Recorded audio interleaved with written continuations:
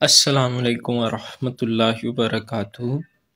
अगर आपने दर्स निज़ाम मुकम्मल कर लिया है, आलमिया का जो है वो आपने दर्जा भी मुकम्मल कर लिया है, यानी कि दौरा हदीस आपने मुकम्मल कर लिया है कंजुल मदारस बोर्ड से, और आप जो है वो HEC से मुआदला सर्टिफिकेट यानी कि इक्विवेलेंट सर्टिफिकेट जो MA अरबी और MA इस्लामियत की डिग्री के बराबर होता है, तो आप वो जो है वो लेना चाहते हैं, तो उसका जो है क्या प्रोसेस होता है।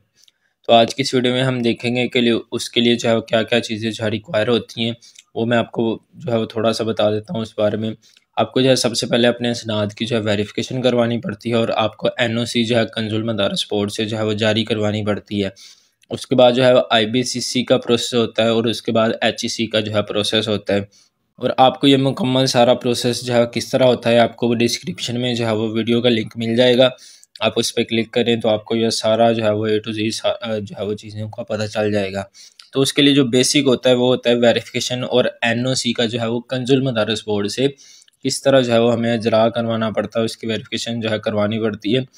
तो आज की इस वीडियो में हम देखेंगे। तो आपको इस फॉर्म का लिंक जो है डिस्क्रिप्शन में मिल जाएगा, तो आपने उधर से जो है वो डाउनलोड कर देना है। तो इसको आप देखेंगे कि इसको फिल करने का तरीकाकार जो है वो क्या है। तो सबसे पहले जो है वो दरख्वास्त फॉर्म बराए तस्दीक प्लस NOC, ठीक है। जैसे ही आप इसको जो है प्रिंट करेंगे, डाउनलोड करेंगे, तो आपके सामने जो है वो ये वाला पेज जो है वो ओपन हो जाएगा।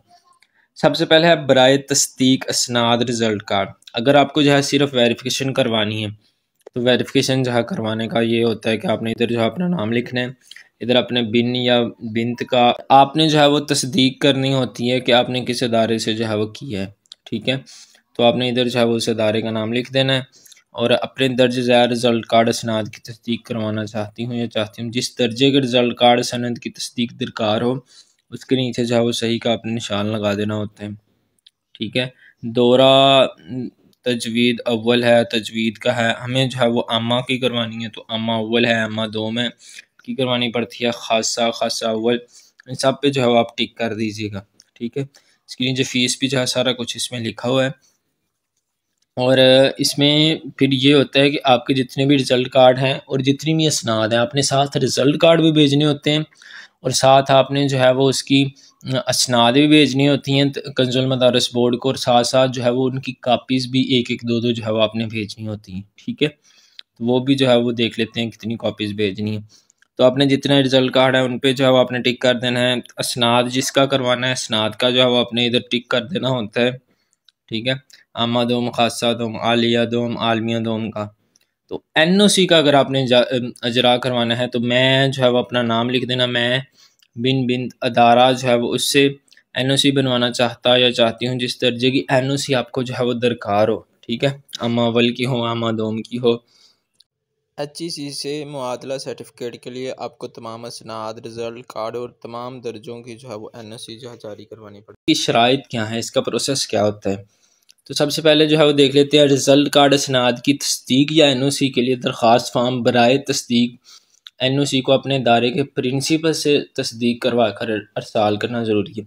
आपने फॉर्म तो डाउनलोड कर लिया, सारा कुछ इसमें फिल भी कर लिया, लेकिन अब आपने दायरे के पास जाना है, और उधर से जो है जो उनका जो आपका प्रिंसिपल है उससे जो है दस्तखत करवाने होते हैं, यानी कि तस्दीक करवाना है, स्टैंप लगवानी है उनकी, ताकि कन्फर्म हो सके कि आपने उस इदारे से वेरिफिकेशन का यानी कि ये वाला प्रोसेस होता है।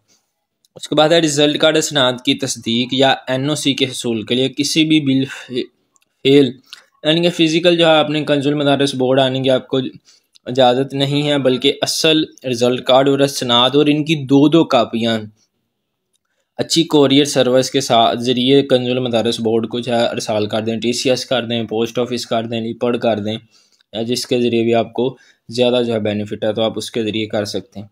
डाक रसीद महफूज होने की डाक रसीद महफूज की जाए ताकि वक्त ज़रूरत काम आए, क्योंकि आपकी असल जो है वो सनाद है, तो इस वजह से आपने बड़े ध्यान से जो है वो इसको जो है वो खुद जो है मैनेज करने की कोशिश करनी है।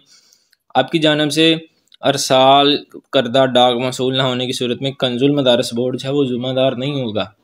और ये समय और अगर आप चाहते हैं कि IBCC की तरफ से आपको जो है मैट्रिक का जो है रिज़ल्ट कार्ड मिल जाए, यानी कि जिस तरह इक्विवेलेंट सर्टिफिकेट होता है मैट्रिक का और जो है वो इंटर का, लेकिन जो है अभी जो देख रहे हैं वो अगर आपको चाहिए मैट्रिक का, तो उसके लिए जो है वो आपको आमा दोम का असर रिज़ल्ट कार्ड और सनद, ठीक है।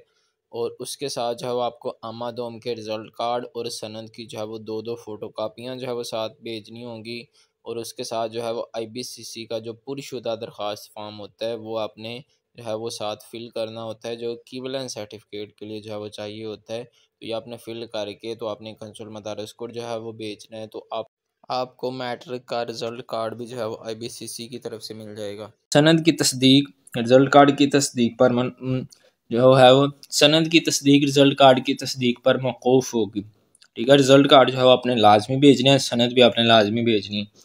ये नहीं कि आपने रिज़ल्ट कार्ड नहीं भेजे तो सनद आपकी वेरिफिकेशन जो है वो नहीं हो सकती। लिहाजा सनद की तस्दीक करवाने के लिए उसके साथ उस दर्जे के दोनों साल और साल दोम के रिज़ल्ट कार्ड तस्दीक के लिए ज़रूर अरसाल कीजिएगा।